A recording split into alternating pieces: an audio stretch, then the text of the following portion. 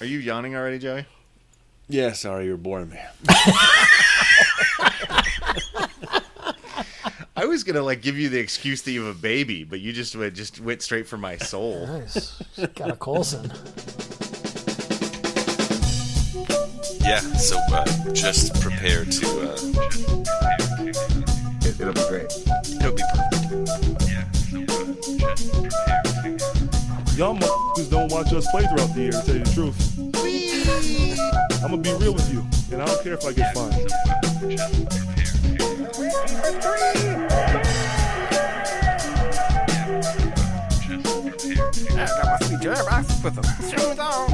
That train is off the track. I feel like you can't just jump through Neptune and be okay. Just prepare to. What the show needs is more dogs and bears and chickens and stuff.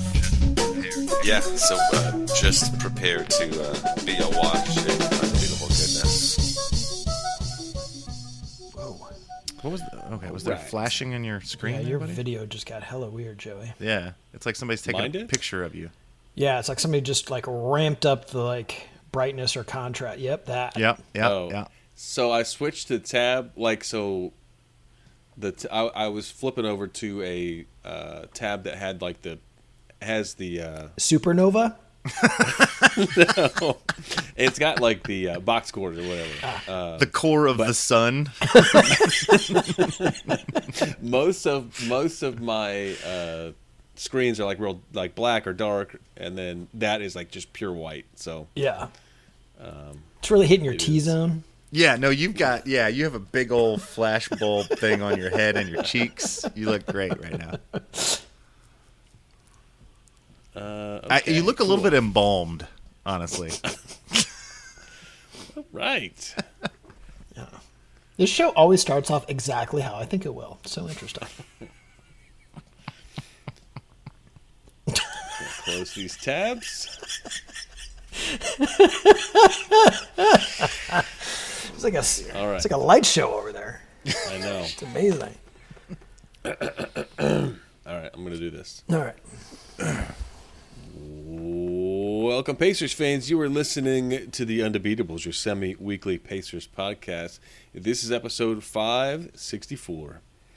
Coming to you from Indianapolis, Indiana. I'm your host, Joey Gaffrida, the man behind the dials and season ticket holder.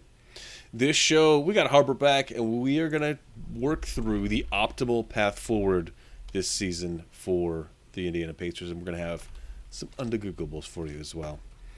Joining me this show are two of our three analysts, coast to coast, like buttered toast. First, from Asheville, North Carolina, he's our in-house bartender mixing up the drinks and the crappy jingles, John Coulson. What is up, Pacer Nation? What is up, Undebeatables?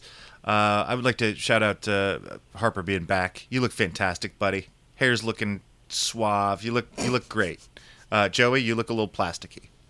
So, it's Thirsty Thursday. Drink up. Thanks, I had some work done. From Boise, Idaho, out west, it's our enforcer, John Harper. Oh, it got me. What's going on, fellas? Shouting out my grandmother, Grandma Mary Johnson, who on Tuesday turned 100 years old. Holy Dang. Yeah. Fantastic. Congratulations.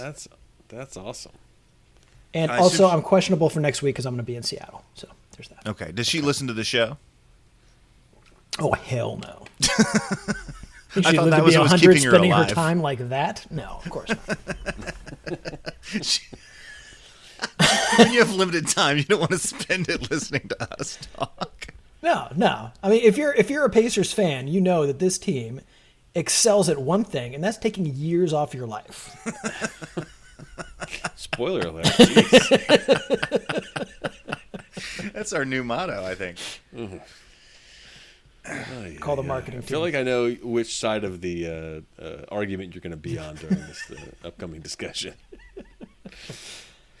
Well, before we get into that part of the show, I want to remind you that you can support us anytime you'd like over at patreon.com/ Undebeatables. There's a couple different supporter levels, but for as little as $1 a month, you can support us.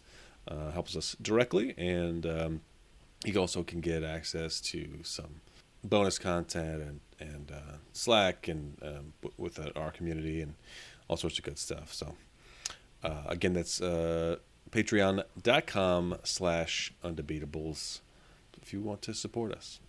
So as we alluded to earlier in the show, we want to talk about the path forward for the team this season. It's interesting. They started off fine and then progressively got worse as the season was going on. There's some things to keep in mind. I mean, the strength of schedule has been really, really hard. They're in the top couple, I think, like third or in the league, I think, for strength of schedule at this time. But I don't think that explains everything at all by any means. We've been hit harder than a lot of teams for in sort of the COVID and temporary hardship signings and all that sort of stuff. Plus just regular old injuries. So I mean, there's a lot of reasons that the team you could blame for the team of not doing terribly well, but they've made Lance Stevenson a full member of the squad for this season, which to me shows, I think, that they at least want to get butts in the seats, so they're looking to. I'm hoping that they're wanting to win, and they definitely want to keep people excited about the team, because that certainly has been an issue, because it's not been a fun brand of basketball. It's been pretty depressing to watch the team.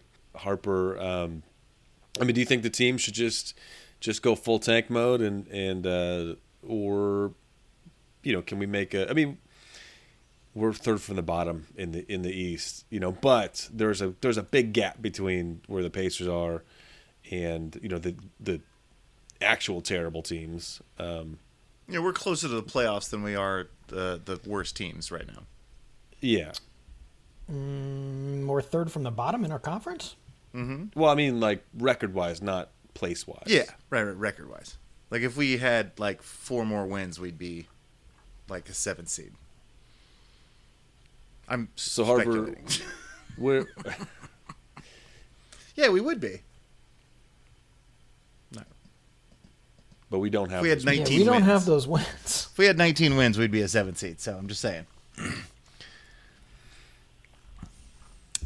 So, which way do you think we go, Harper? Do you want to, just use this for development and bottom out, or try to make an honest play at getting to the playoffs, or what do you like? I mean, both. I don't think this team has to try to lose. They're perfectly good at handling that all on their own when they're trying.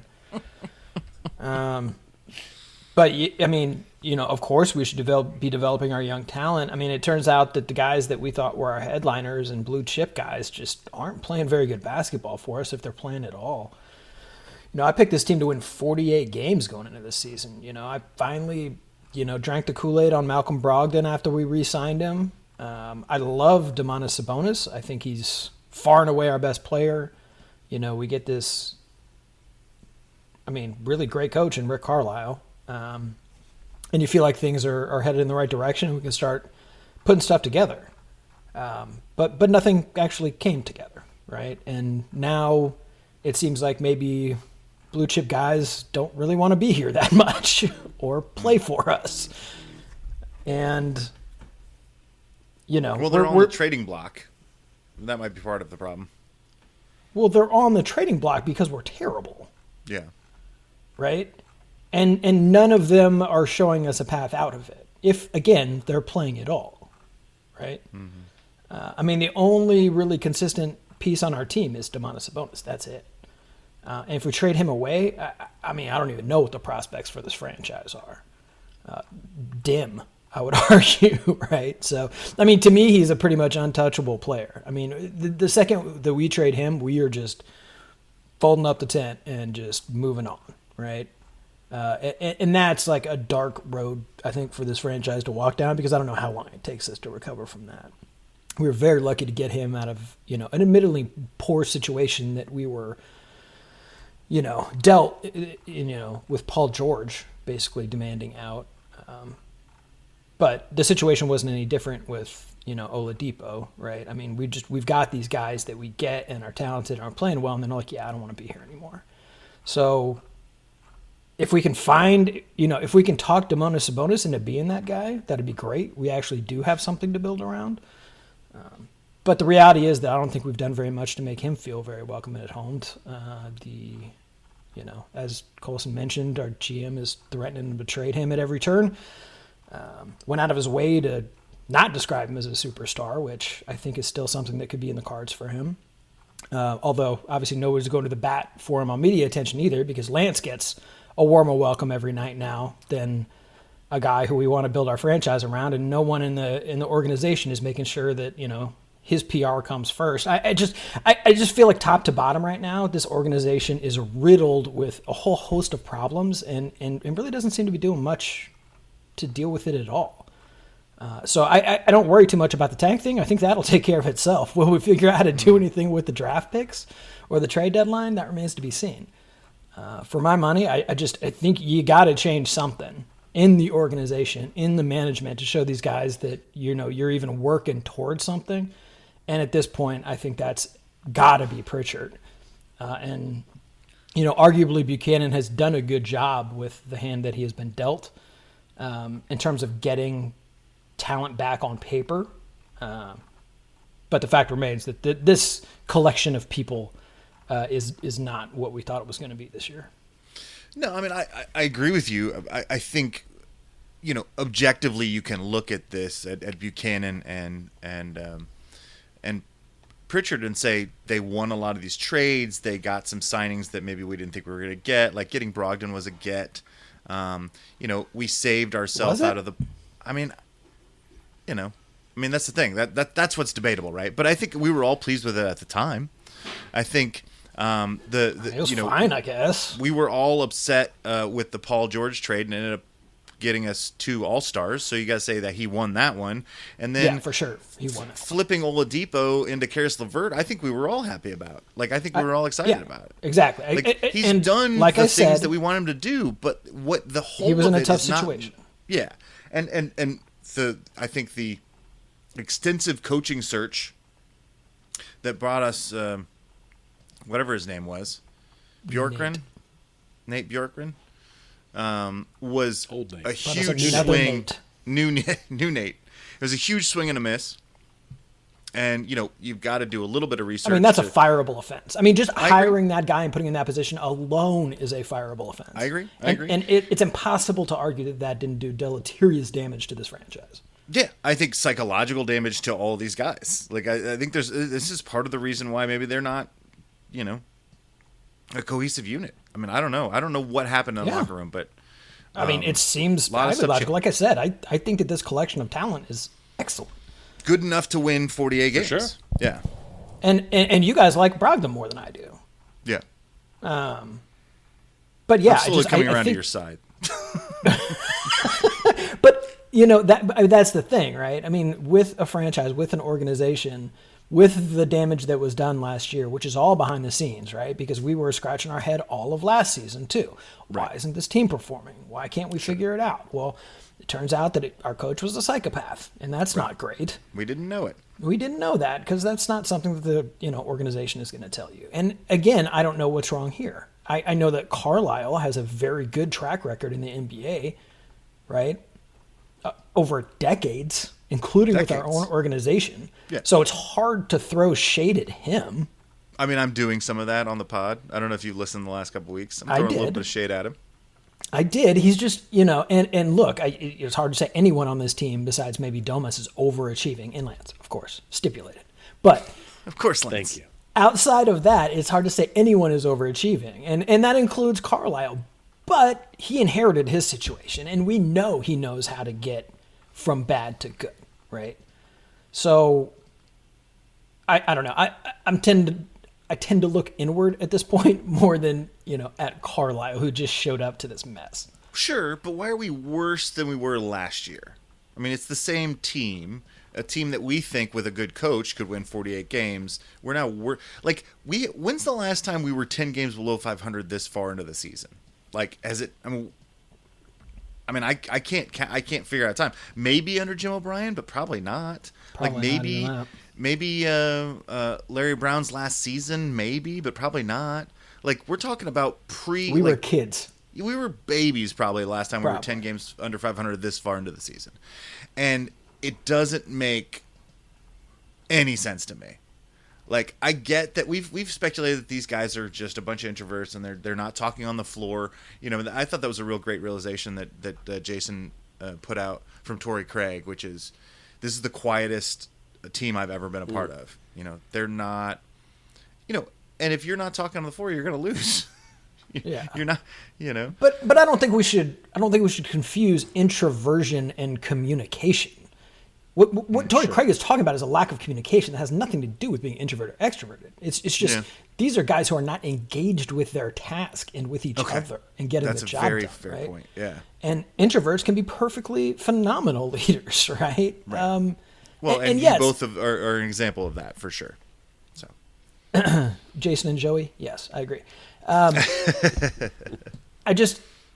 don't know. I think it certainly does speak to something, but I'm not exactly sure what, right? Like, the whole team just seems all PTSD'd out, right? Like, everybody seems like they're not good, right? And I don't know who they're talking to get better. It doesn't seem like each other, but everything seems unhealthy, right? And, like, the product that shows up on the floor it's pretty bad, right? Do you want more from Carlisle to be able to fix that? I mean, isn't that his job to go in and sort of heal the wounds and mold this new group, or remold the old group, I suppose? This is why I'm worried about the Carlisle effect. Like, I feel like he walked in and was like, "Oh, this stuff sucks. Let's just trade everybody and get more people." You know, like I don't agree with the way that he's used Domas until recently, but that's because we're giving him a hard time on the pod. I've been underwhelmed by the commitment to the small details, which is what usually makes his team good. And is that his job to bring these things out of these guys, or does he just need to trade all these guys that don't want to do those things for him? I mean, I think those are really two separate questions, and I'll put a pin in the Domus thing for a second. But whether or not you, as a coach, are tasked with taking a group of professionals and making them exceed at their task, or whether it's your job to hold their hand and make them grow as people, those are two very different skill sets. Okay. Right. Okay. And two very different sets of expectations when you hire somebody. And Sure. I don't know what Carlisle's expectation was when he was going in. Again, we've talked about this before. I don't know what the sales pitch to Rick Carlisle was. Was it, hey, we need you to rebuild these guys up from the ground up psychologically because we broke them to hell, right? Or was it, hey, we think that we've got a level of talent that can compete at the highest level in the NBA. Why don't you help us get there, right? I assume that was the pitch. I assume that was the pitch. Probably, but it probably should have been the other one. Right. Yeah, but then he's not going to say yes. We broke a bunch of people, and we needed to put them back together. But that's the thing, right? If he doesn't want that job, maybe he wasn't the right guy for the job. And that's not saying anything bad about Rick Carlisle. His job is to coach professionals at basketball and make them better at their craft. Yeah. If they're not interested in that project, it's not his job to instill that in them. Sure. But it's his job to help them maximize where they're interested in it, right? And I don't even know. This is all very abstract on some level. Like, I don't know what the problem is, right? Like, I'm not saying that these guys are committed. Is really interesting because it's these guys that are coming in on these 10-day contracts that are actually responding. I mean, it's Carlisle these guys has no problem coaching those guys up, does he? That's what I'm saying. Right? Like on some level, like, it's the guys that weren't on the team to begin with that are the spark plugs right now. Because maybe Carlisle actually is talking to people that aren't broken with these new guys, and being like, hey, let's do something different. I mean, when guys are excited to go out there and play and the intensity is there, I mean, they're at the very least a heck of a lot more fun to watch. I mean, still not really winning basketball games, but going out and I would rather seeing, watch Dwayne Washington and Sykes and Lance Stevenson than the Karis LeVert and Brogdon backcourt at this point, honestly. And I liked LeVert more than you guys, and I got egg on my face for it now because he has not been the player that we need him to be so far. I will say on Levert though, I feel like he's been slowly recovering from his injuries. I feel like he's been on an upward trajectory. So while I feel like he hasn't been great, I feel like he was good and improving. A little bit irregularly, but I mean the week before, before he was out for health and safety, I mean he was great. I mean he was fantastic, and I felt like it had been steady improvements all through this season. It didn't equal winning basketball. Right, he's but been I felt better his with the ball in his individual hands. trajectory was But Yeah. you're right, it's not winning basketball games. And obviously losing TJ McConnell, who probably is the coach, Right, the heart and not soul of the wearing team. right, not wearing a suit, and to lose him from the floor. I don't know if guys actually like TJ McConnell. I assume that they do, but he definitely is the most coachy of our guys, right? Mm-hmm.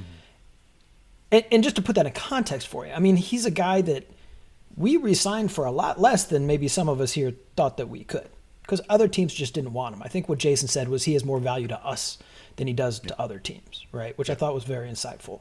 And I think that's true. But that said, losing him should not change our fortunes this much. He is, at the end of the day, a backup point guard for us. That's what he's supposed to be. But losing him seems like it crushed us. Right, utterly detrimental, for sure. Right? I feel like I've seen this over several year period where our hopes and dreams are pinned to people who are not the best players on the team. It's like who was the handshake guy back? OJ, the juice, The yeah. Juice. the pulp, the The pulp. Pulp. That's also Yeah. a nickname and not the guy's actual name, but nice work. Right, the pulp son, Definitely AJ something?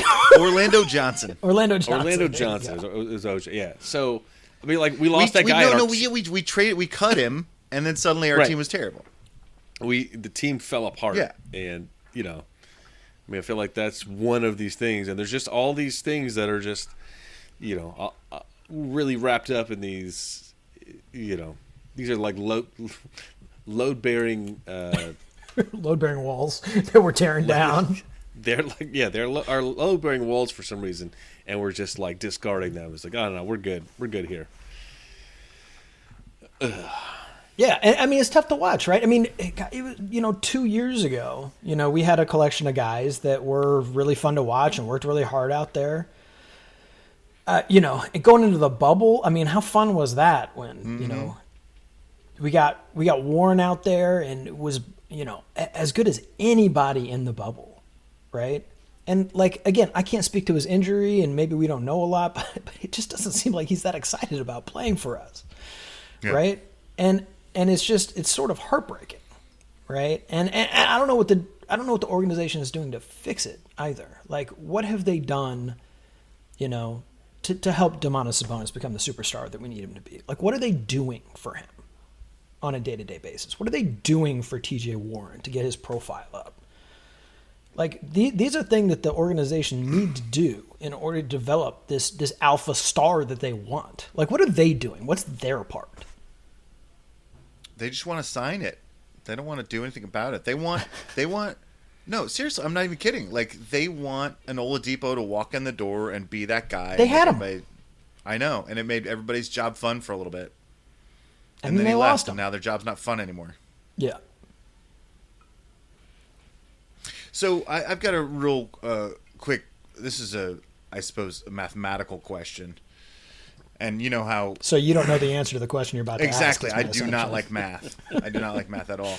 So you mentioned on the last show that over the next 8 games, it's going to be pretty difficult. We got Celtics back to back, and then the Suns, the Clippers, the Lakers, the Warriors, the Suns, and the Pelicans all on the road. So that's a real rough 8-game stretch, and I'm suggesting we could go 2-6, which would put us at 17-31. After that, our actually lives get pretty. The schedule gets pretty soft for like a month and a half. We're playing at home. Look, I'm just saying. We're playing at home against the Hornets. We're playing the Thunder. Playing the Mavericks. Playing at home against the Clippers. Because once we have Lance, we're going to win all our Yeah, home haven't we already games. lost to all these teams? The Magic, the Bull. We can beat the Bulls at home with Lance now. We just dropped 2 straight to them. The Hawks aren't that much better than us. We got the Timberwolves, which we just lost to, but we can beat them at home. We got the Wizards we're going to beat. Thunder we're going to beat. Celtics at home again. Magic we can beat. Pistons we can beat. Wizards we can beat. The Cavs at home. Spurs we've already beat them.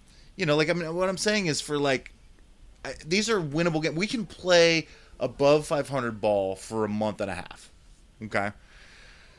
And I think the issue is we have to decide at the end of this 8-game stretch what we're going to be as a team. Are we going to be a team that is injured and playing rookies, trying to develop young guys, or whether we're going to scrap and fight? Because at this point, we are not going to be in the top 5 of a lottery based on record. And I'm looking at the schedule. I'm not saying we're going to make the playoffs. We aren't, because the way that we're so far under 500. And let's say we play exceptionally well over a month and a half. That's still getting us what? Back to 500. Maybe you make the play-in tournament.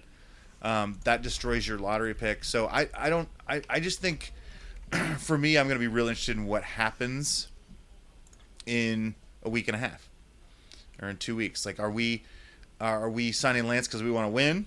Or are we signing Lance because it's bringing in butts in the seats and we're going to continue to lose? We've talked about trading away our big stars. Are we going to do that? Or are we going to stand pat? Are we going to try to go find a win-now player? Or are we going to go get draft picks? I think this time right now, this next 2 weeks and the 2 weeks following that, so this next month is the most important time for the franchise to figure out what it's doing and then to act on that appropriately. Because, what we decided, February 10th is the trade deadline. Mm-hmm. We've got a month to decide what we're doing and how we're going to go about it. And I'm frankly terrified.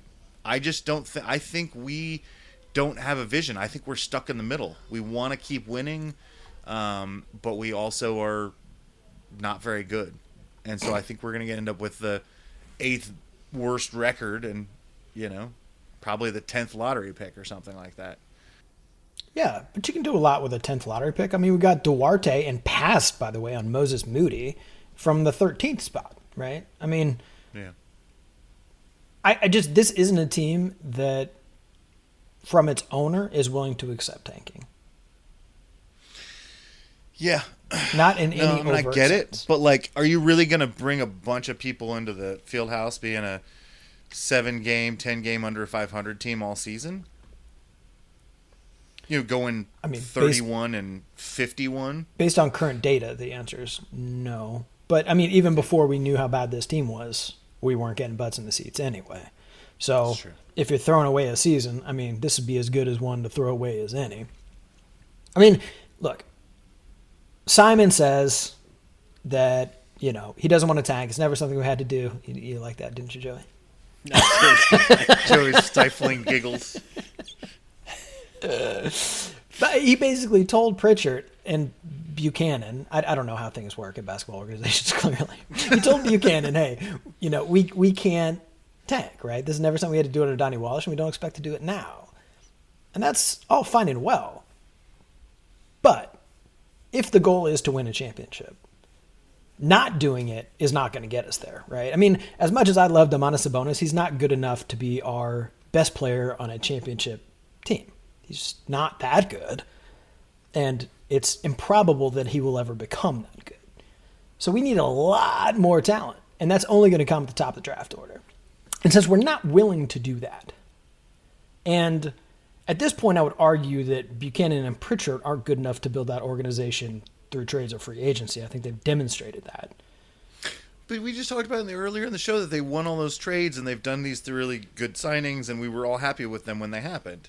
Right, but we also lost the players that we had found, right? Because they refused to play for our franchise, a franchise that they run. Simon doesn't, I don't think all these guys don't want to play here because of Simon. Right. I don't think he's doing that, right? I think this is about, presumably Buchanan, some coaching stuff, probably Pritchard. I doubt Larry Bird, but I don't know. I don't know who the problem is, but I know that Pritchard's had a long run here, and we've lost as much talent as we've found. And if we continue on the path that we're on, we're likely to continue to see the same thing happen. Just seems So logical. Pritchard's been running the organization for the last 5 seasons? Is that right? As president? As president, because he was around Sounds right. before that. Yeah, because Bird stepped Well, down. he was in, our what, GM, 15? right? He was actually in charge 17. of the Paul George trade. I don't think Buchanan. No, he was in definitely in place. charge of the Paul George trade, Right, for sure. And Buchanan was in charge of the Oladipo trade, Okay. Yeah. to my memory.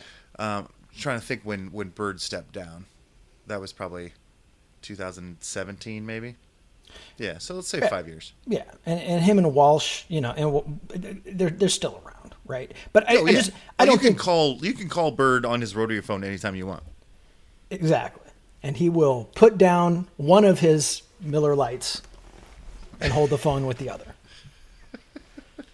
But I don't know. There's clearly something. This is no longer the organization that we grew up with. Reggie Miller and everybody's fired up and on the same page every day. Like Paul George broke that, and we've never gotten back. We made a lot of noise about trying to emulate the Spurs and what they're doing, and we have made inroads at times. But you just don't see a lot of guys from the Spurs be like, "I want out," right? Yeah. And we've had it happen a couple of times with some big name players. And look, Oladipo was not a huge loss for us at the end of the day. Unfortunately, because of the injury, he just isn't the same player now. But that has nothing to do with some smart organizational thing that happened. That guy wanted out, right? Right.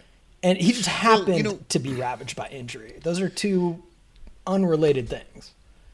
And I'm glad that he gets to be a ninth man on Miami or whatever now that he's healed. He hasn't even played this But, season. I mean, he will be that eventually is what I'm saying. That's doubtful. He's done. Okay. That might be If somebody I mean- wants that awesome Oladipo leadership, maybe they'll sign him. But I would caution against it. Well, you talked about the Spurs real briefly. DeMar DeRozan left the Spurs and is now like a first team NBA player. Like he's a sure all-star. Like he just spent 3 years in the Spurs camp, and nobody ever leaves the Spurs, but he did, and now he's like a phenomenal player. He was always good, but he's like Rated? No. yeah, I think they did trade him, but for Thad Young, I believe, but. And some draft believe picks that. because they were rebuilding, draft and they know that DeMar DeRozan is not good enough to get them to the promised land. They've been. No, They but know. he's been excellent for Chicago. Well, sure, if you throw in Vucevic and a bunch of other, talent, sure. I mean, look, none of us also agree with Chicago's rebuild. I think that's insane, right? They mortgaged their future on DeMar DeRozan and Vucevic, and look, they're at the top of the East right now. Good for you. But they're not going to win a championship, and they have they're no Yeah, plan let's, for the let's future. see playoff time. Yeah. Yeah. Like We're going to see that Vucevic defense Brooklyn and on full Milwaukee display. are still here. Yeah. Milwaukee, on the other hand, they do have a template, and that was, tank and get Giannis Antetokounmpo. And, I wish that we could have such a blueprint. I wish there were more Giannis's waiting in the wings to be signed by Indiana. But there are more Antetokounmpos though. it's true. There are more Antetokounmpos. But I And don't know if also, they're all Giannis. he wasn't even a top. Yeah. Wasn't he a top 10 pick? Was he like 10? They got him late. I think he ended up being, I want to say 7th, but I'm you know more Okay. about the draft than I do for sure. I'm gonna go with 10. Okay. Oh, 15th overall. 15th. Okay. Yep. Dang. In the 2000s. So they they drafted well. I mean, that's where we got Chris Duarte. But I mean, again, Duarte is like, I don't know, the third best player on our team right now, fourth behind Brogdon. Yeah. I mean, look, Brogdon is a very good statistical player, right?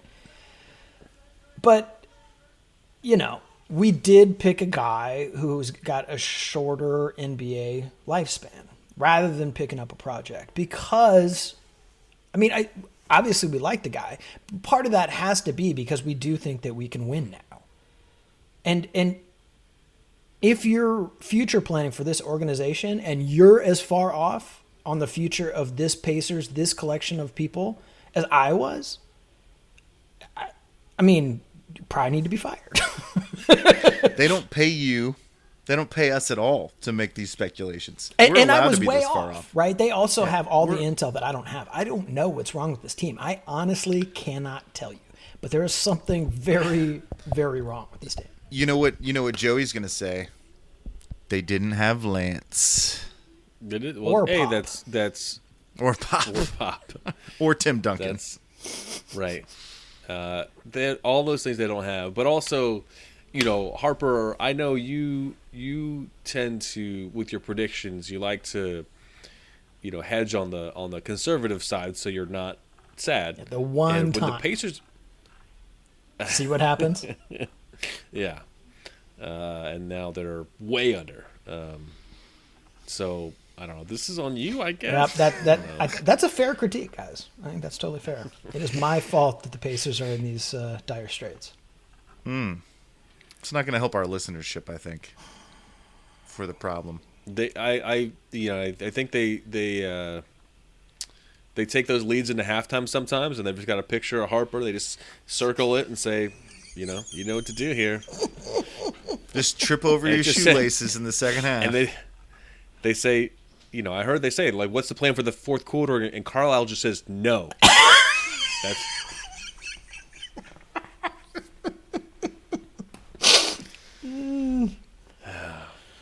You know what? Maybe the Undebeatables are like alcohol. We are the solution to yeah, and cause all of problems. all of the Pacers' problems. Yeah.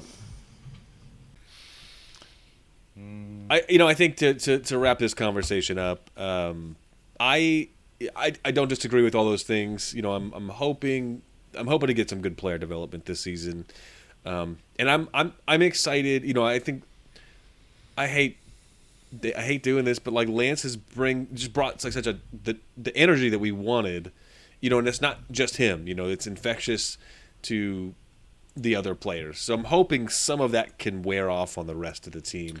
What was because Carlisle's statement? It was aggressively unselfish. I like that. Maybe Yeah. that sounds right, but like the like we've all said, on paper we look at this like phenomenal collection of talent, and yeah, there's a reason you picked this team to win 48 games because I don't know, you look at these guys like, yeah, this guy's good, this guy's good, this guy's good, and then you go out and watch, and it's just like they're 5 guys playing 5 different games, and they lose all of them. And Cleveland's way better. Right, yeah. And then I'm hoping that this team can just get this injection of energy and, do something with it and get some, some of this old, like not only just the old, not just Lance's energy, but just like, it's not just the energy, like the relationship, the on-court relationship he has with Sabonis, and Turner and some of these guys that have, they've played together for a long time, seeing where these things can go, because we just have zero chemistry, in a bad way right now. And so No, I think it's gotta zero get fixed. chemistry is exactly right. Yeah, I mean that's our issue, and this is why you throw in the Lance grenade. See what happens. But it's unfortunate that that's what needs to happen. I mean, we are 2 games away from the halfway point as we record on Sunday. So basically, in order, assuming we go 1-1 our next 2 games, right, we're going to have to win 26 of our final 42 in order to get to 500 this season. And we're throwing Lance into the mix because we're out of ideas. Like that's not a great place for us to Lance be is at. the panic button. Yeah. He is, and I'm very glad that someone hit it because I like this team more already. right. It's already more fun to root for. It is, but yeah. I don't know. I don't envy the job of, our senior management trying to figure out how to proceed here. This is a tough one. They did the right thing by signing Lance. That was They the did. first. That move. was one in a row. One in a row. Let's build on the wins. That's right. That's right. We can go to the whiteboard and say we've got one win. What's the next plan? All right. All right, team. I want to give you my stat of the week. Stat of the week. Joey, stat of the week. This week, you know what? I'll pull a number out of here. It is 50 Kelvin. Sometimes it's hard to get a number out of the stat of the week. Yeah. It's 50 Kelvin. That's the very temperature. cold. It's very cold. Is that like negative 400 or something Fahrenheit? Negative 223 Celsius. I don't know in Fahrenheit. Harper, you can probably find it pretty quickly here, but super cold. 369.67. Nice For our European listeners. For the Fahrenheit? Celsius? What's going on? No, Celsius is negative Close is 223. confused you by had this that one off the third bat. scale You just- that we you're now s- have. You're speaking in European, Joey. I don't know. I Right. don't know what's going on. Well, and I started the conversation with Kelvin, so I was speaking in. Just, I didn't. just I take off basically- your beret No. and get to business, okay, Grafrida? No, I glazed out when you said Kelvin. I just was like, I don't know. Okay. I'm done. Thank you. So I'm listening again. This sounds cold, I guess. Great. So that is it's cold. That is the temperature that the instrumentation on the James Webb Space Telescope needs to be for the imaging to work as well as we want. So there is a tennis court sized sun shield to block the sun to get the instrumentation down. I mean, that cold. It's icier than ice cold. So you're saying Yeah, the so- sun warms things in the vacuum of space? Is that what you're saying? I mean, if it's not shielded. Well, and not only that, but we literally sent it a million miles away and hit it behind the Earth, too. Right. Just for good Yeah, that's measure. on top of that, right. Oh, Yeah. okay. And there's 0 cameras on that bad boy. I think it's Just sensors? all like crazy infrared instrumentation. Like, Oh, yeah. I believe it is infrared. Yeah, it is. It's all infrared spectrum. But the super cool news about this thing's been going on the project's been going on for 20 plus years, but it has been launched. It has gone into space. There were so it's got to unfold, and it was like launched in all folded up, and it's unfolded. There were 344 actions where a single point failure would ruin the whole project. But yeah, after shooting they it on a are- rocket off the planet. Right. Yeah. That's just once it gets Yeah. up there. But it is everything's deployed. It's all up. I think it's still moving into position, but it is all unfurled, and mid 2022. In 6 months or 6 months or so, we should be starting to get some information from there. So get prepared to get some cool stuff, into the future. So I'm going to be able to see the life on Venus or whatever. Sure. Definitely not. Sure. Also, can we play the game, Harper? Cat or baby? Baby? Baby? I'm going with cat. It is a baby. Hey! Harper wins. So I should probably stipulate there's no cameras on board for for any of the maintenance stuff, right? So they literally can't see any of those 300 point failures. Like it's all telemetry based. Like the infrared stuff, those are cameras, but You can't take the good selfies with those. right, exactly. And part of the problem is even if they had installed cameras to see if the heat shield was, unfolding correctly, it would have shown black. because there's no light Well, where it's There's at no light because they're blocking out the light. on purpose. It also And the Earth doesn't is blocking out the matter. light. It also doesn't matter because they can't. They can't it's do so anything anyway. far. They can't do anything about it. It's so the Hubble is actually like near Earth's orbit and can be serviced, but this one's too far away to be serviced. And if there's a problem, it's just gone. And it actually was $10 billion to. Oh, really? I heard it was $1 billion. So it maybe used to be. I see how that works. You know, it was late and over budget. Super late and super over budget, but it will be very, very cool. I mean, we're talking about imaging capabilities that, I mean, Hubble was a revelation in the 90s. And still is, honestly. I mean, it's the best we ever had. I mean, this has capabilities to do things, you know, thousands of times. Makes the Hubble look like a It does. This is making Hubble its bitch. And we're going to see into parts of space, parts of time that were unimaginable a few years ago. So, Okay. interesting. It'll be cool. So far, so good. Lots of different things that could have gone wrong, and knock on wood. I mean, lots of stuff did go everything- wrong. Luckily, everything went right with the launch. Oh, yeah.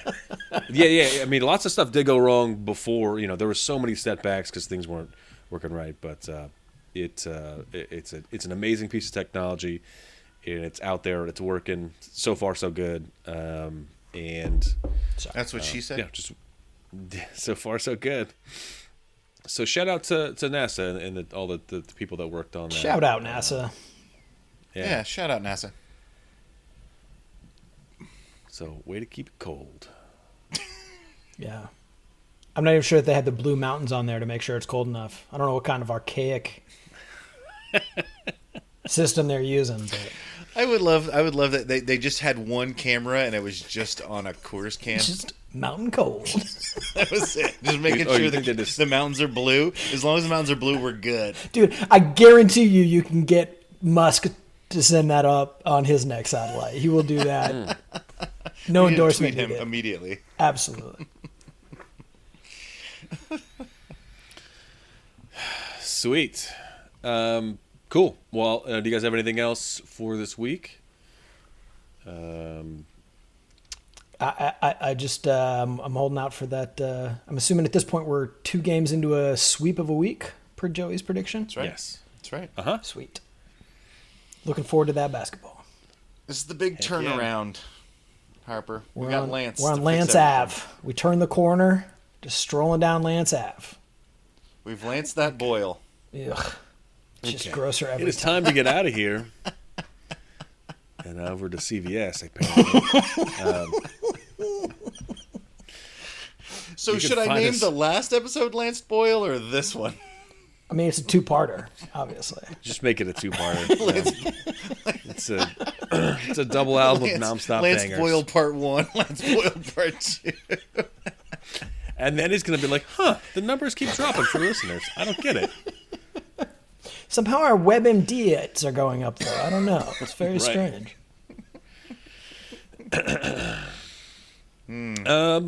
Let's get out of here. We can be found on the internet. We are on Twitter at Undebeatables, Facebook.com/TheUndebeatables. Our website is TheUndebeatables.com. There's also a contact form there. You can use that to send us a message. You can hit us up on email. Shout out at TheUndebeatables.com. And we have a store at TheUndebeatables.com/store. For the architect Donnie Walsh and our once and always Hall of Fame coach, Bobby Sick Leonard.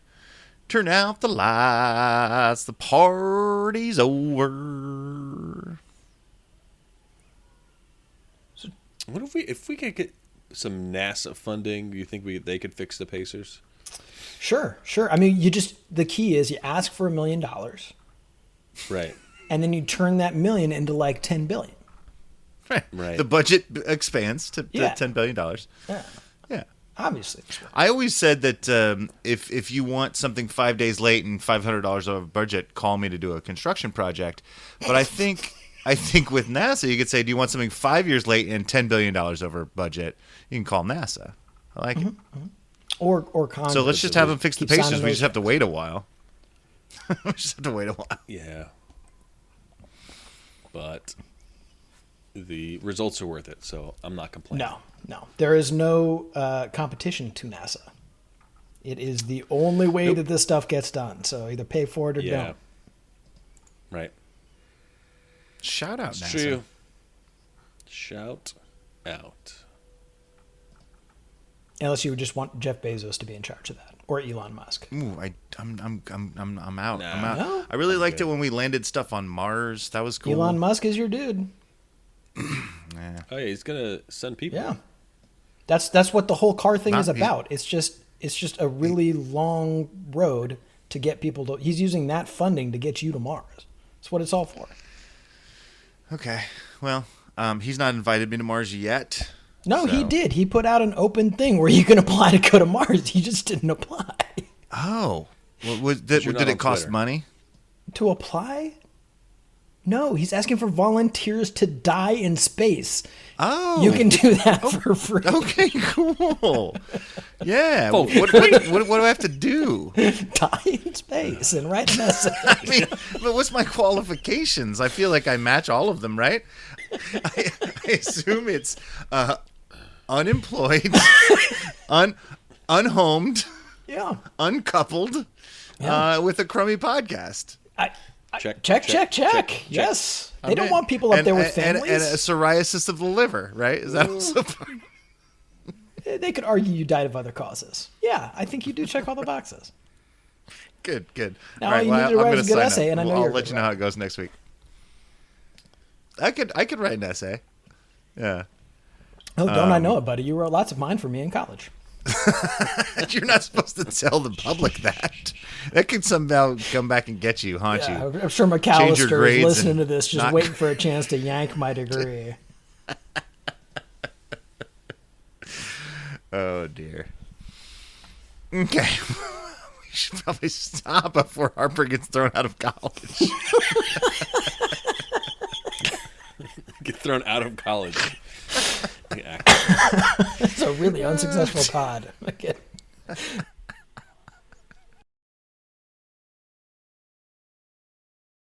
Does anybody have a button for that conversation? I don't know that we've ended anywhere. I mean, I'm happy to button that up. Okay. Why don't you button it up and then say you've got a side of the week? Okay. Because you were butting it up by going to halftime. So let's just. I was trying to. Yeah. And then people started talking about my penis. It was a short conversation. Ooh. Nicely done. That's going to be the outro.